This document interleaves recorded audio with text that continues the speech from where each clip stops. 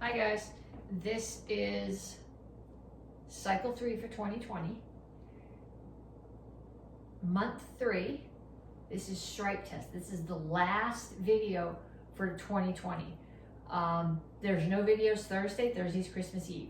So Monday is stripe test videos. If you come to class, Monday, Tuesday, Wednesday stripe test. If you're doing videos, it's the Monday video, and the same way that you've been getting them to us all along, send it to me, tag underneath, send it to the McCoys. Ugly Christmas sweater, and lots of other clothes because it's really too cold in my house for just a sweater with no sleeves. So we're gonna start off with a warm-up. I'm gonna run through one time with you to show you what I'm looking for, and then I want you to do it at least one more time, preferably 2 more times. You need to have your heart rate up over 120 by the time you're done. So you're starting off with running in place.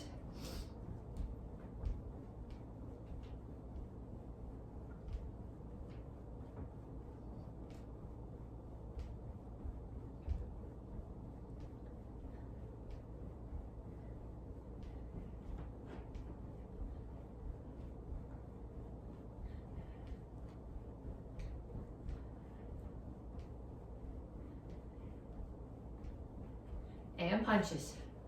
Keep your hands up, keep your feet moving. You should know this by now, but it surprises me always when I see people in class standing still and doing this. So I have to remind you to keep your feet moving and your hands up.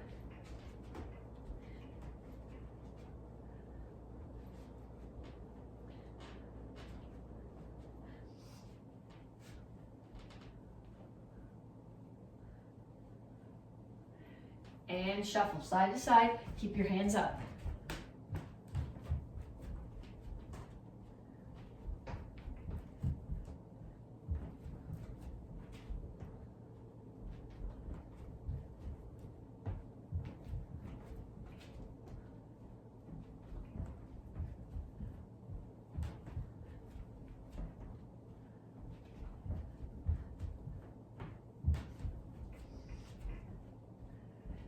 And knees.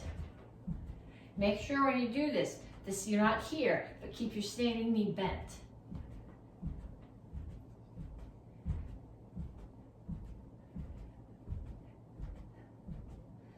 And other side, it gives you more balance and it works a quad on the standing legs. You're warming up, you may as well work your quad.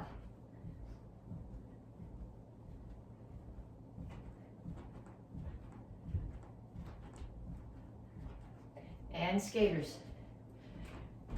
I'm making this video on Friday before it goes up on Monday. So yesterday we had all that snow. So this morning we had class in the parking lot, and not everybody had their ice spikes on their shoes. So for some people, these really were skaters.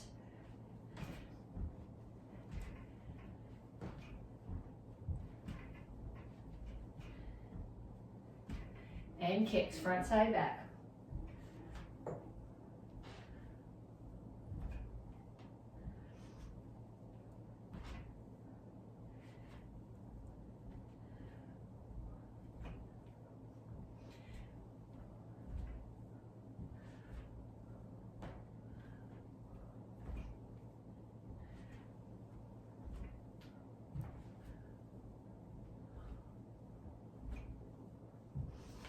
Okay, then check your heart rate. Okay, you should be at least at 120. Do at least one more set of those. If you're not at 120, crank up the intensity a little bit. I prefer that you do 2 more sets. Then when you come back to me, we'll stretch. Okay, so you should have done either 2 or 3 sets of the warm-up. Strike this month. Well, let's finish this and then I'll go into that. Reach up. And reach for the floor.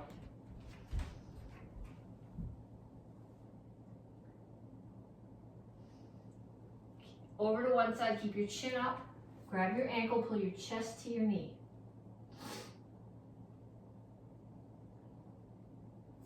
And down in a side stretch.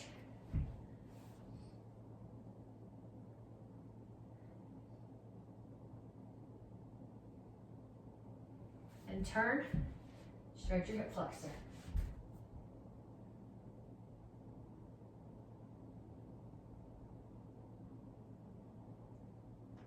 Straighten out your legs.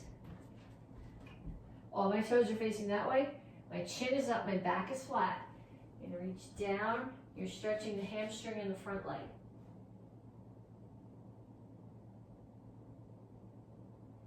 Come to the center, toes straight forward, push your knees out.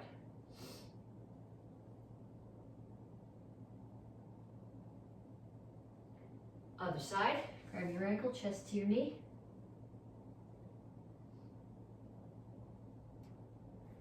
And down in a side stretch.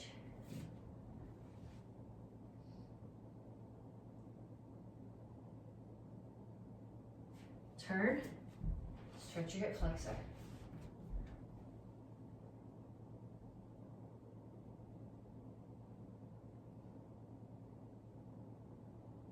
Straighten out your legs. Chin up, back flat, stretch your hamstring.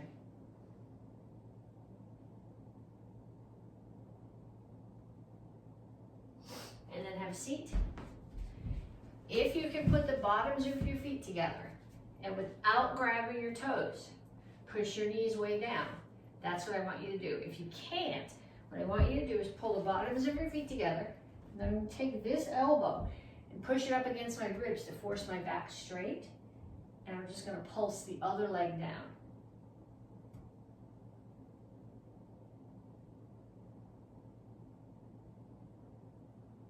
And then the other side. Because when you do this, you want your back here, not rounded. Well, actually, I don't know where you want your back, but if its back is rounded, it's not a really efficient stretch. So I want your back flat. And feet out, toes up, chin up, reach your elbows to the floor.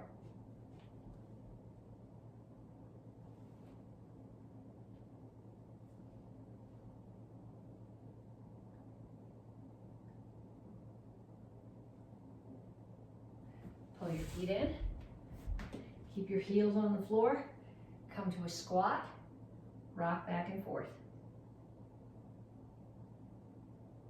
Push your knees out. Then go back to rocking back and forth. Put your hands down, straighten out your legs. And up. Okay, so next thing we're gonna do, because this is straight test, is jumping jacks, push-ups, sit-ups. I'm gonna show you some options for each one of those, and you're gonna pick the option that you like the best, and then you'll set the timer, and you'll do a minute of jumping jacks, a minute of push-ups, and a minute of sit-ups. So options that you have for jumping jacks: regular jumping jacks. I don't like doing these in the house. They make everything in the cabinet behind me shake. Okay? I can do one-sided. I can do straight arms. Instead of bringing my arms this way, I can go here. I can step and squat. I can step here, squat, lunge. Okay, those are all acceptable variations for jumping jacks. Push-ups. My favorite sort of push-ups are inchworm push-ups. You put your hands down, you walk them out, you do a push-up, and you come up. You can also do regular push-ups. Whatever kind of push-ups you're doing, you don't want your elbows splaying out that way. Okay, whether you have your toes or your heels, your knees on the floor, you want your back flat and your chin up.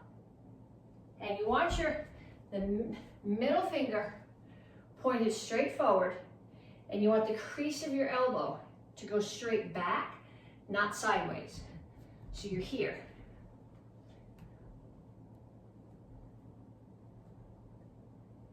If you would rather, you can do dips. When you do dips, I can't show you this, my wrists don't bend enough to do this, but your fingers should be facing your feet. Your back is flat, and you're not sitting, you're bending your elbows. Okay, and then sit-ups. Lots of options for sit-ups. Okay, we have full crunches, we have cherry bombs,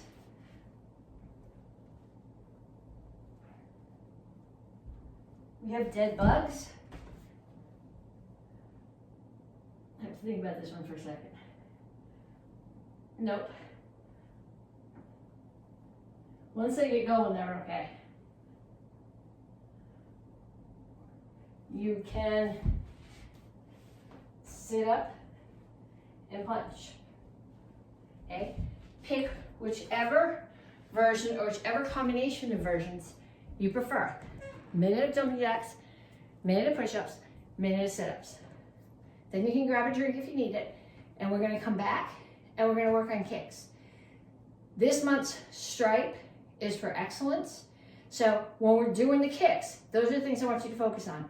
Stance, where your foot is standing, what part of your body, what part of your foot are facing the target. Then, if you're in the kids class, you're getting your star for attitude. And for everybody, I want you to think about attitude because the video that you're gonna see of the forms, those self-defenses and the weapons are the students who took class Wednesday night when it was 21 degrees out. And they had a good enough attitude that they did awesome karate, and I videotaped it, and that's what you're gonna see for your stripe test. So, happy stripe test, happy Christmas, happy New Year's, and I will see you guys on Monday, January 4th. Okay, so you should have done your warm-up. You should have done 3 rounds. We stretched.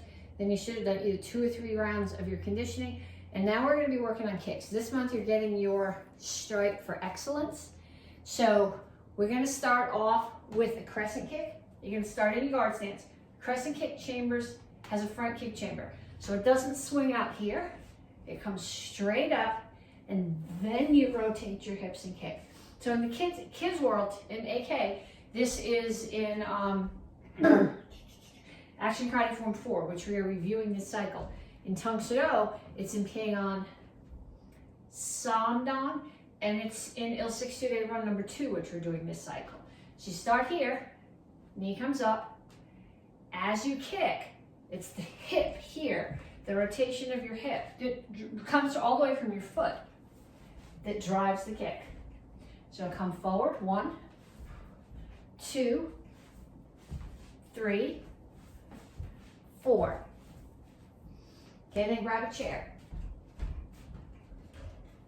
Okay, I don't care if you stand on this side of the chair or this side of the chair, but the kick is going to come up here, and I'm going to kick over the chair.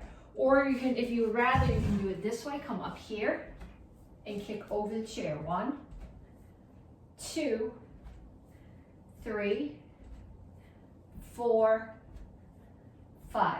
Okay, if you're not kicking that high, here, 1, 2, 3, 4, 5. Okay, next one that we're going to do is an instep kick.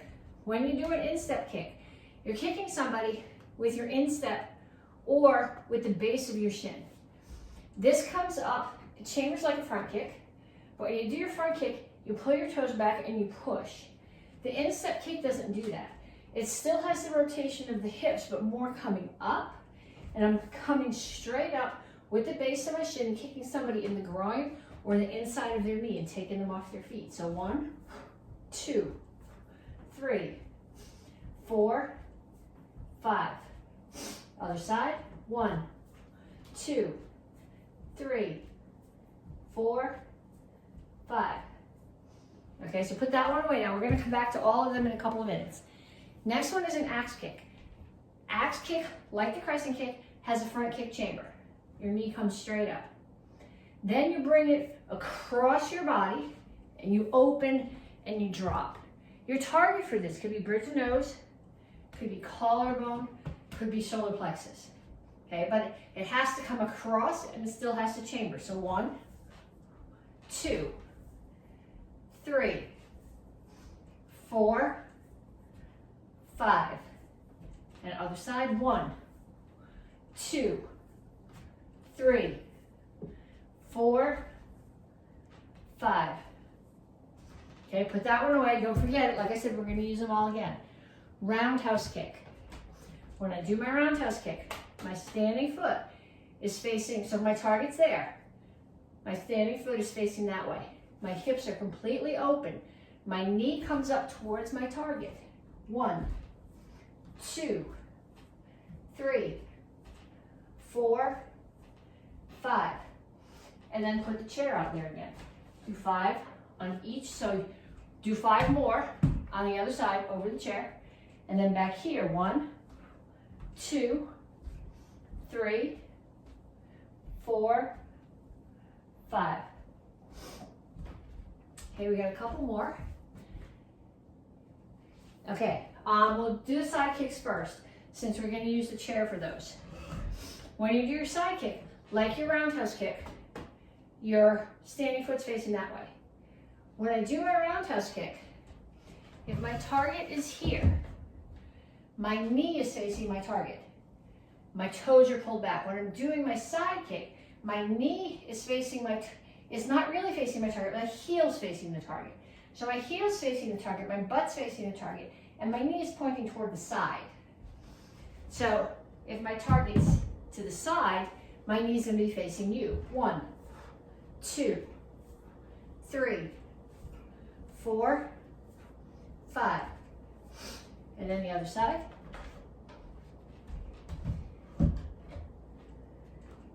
1, 2, 3, 4, 5. Okay, so now what I want you to do is I want you to get somebody to help you with this next part. If you have focus pads in the house, use focus pads. If not, you're going to use open hands. To hold for a crescent kick, let's see, pretend I have a pad in my hand. That's not going to work. There's no way to hook it around my hand. Let's see. If I have a pad in my hand, it's going to be on this side of my hand. You see, my target here is the inside of my hand. So I'm holding it like this, and the person is going to throw the crescent kick. If I'm holding for an instep kick, I'm going to hold this way. Palms down, palms to the target. Axe kick. For the axe kick, don't actually make hard contact. Your target's going to be the back of your hand. Because if you turn your hand this way and they kick hard, they're going to hyperextend your elbow. So you want it turned this way so that when it hits, it comes down. For the roundhouse kick, you're going to hold the same way that you do for a crescent kick, except instead of being straight onto you, they're going to be sideways to you. And then for the side kick, you're going to hold here. So what I want you to do is I want you to get somebody in your house, go over with them how to hold. Explain to them what part of your foot is hitting the target and where the target needs to be pointing. And then I want them to offer you random targets, at least 10 on each side. So they might offer you instep kick, crescent kick, side kick, roundhouse kick, side kick, instep kick, axe kick, but at least 10 on each side. Okay, and then when you're done with that, come on back to me and we'll get into more of the curriculum.